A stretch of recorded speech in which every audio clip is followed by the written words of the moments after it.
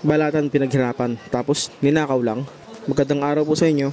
Alam nyo, dito sa amin sa isla, simpleng buhay lang, pero bawat huli, bawat lutong dagat, may kwento. At ngayon, meron akong kwento na kahit ilang beses kong ikwento, ay sumasama pa rin talaga ang loob ko. Tanghali pa lamang at sa ilalim ng mainit na sikat ng araw ay naglalayag na ang kapatid ko patungo sa bahaging Pasipiko ng karagatan ng Patanungan, Quezon. Nag-i-stay sila doon ng ilang araw at ilang gabi para manghuli ng balatan at iba pang lamang dagat. Di biro ang ginagawa nila. Buwis buhay, ilang alon, ilang sikat ng araw ang kanilang tinitiis para lamang may maiuwing huli sa pamilya. Pagdating sa pangpang, pipiliin, lilinisin, at lulutuin ang mga balatan. Medyo matagal din ang proseso ng pagluluto nito at pagpapatuyo. Kaya naman, sobrang nakakadismaya nga. Yung pinaghirapan mo, ay nanakawin lang, kukunin nang wala kang kalaban-laban. Alam niyo yung pakiramdam na para kayong sinabuyan ng malamig na tubig at sinampal ng kawalang respeto. Hindi lamang ito basta balatan o isang bagay. Ito ay bunga ng hirap, oras at sakripisyo. Tapos, nanakawin lang? Diyos ko Lord. Kaya, ang masasabi ko lang sa mga taong hindi lumalaban ng parehas, mabuhay ka pa sana ng matagal.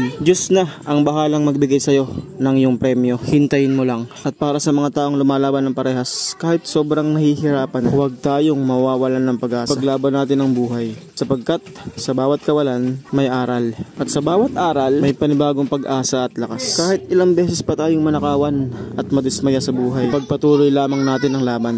Dahil sa bandang huli, ang mga taong lumalaban ng parehas, sila ang tunay na panalo. So yun guys, hanggang dito na lamang ang aking kwento.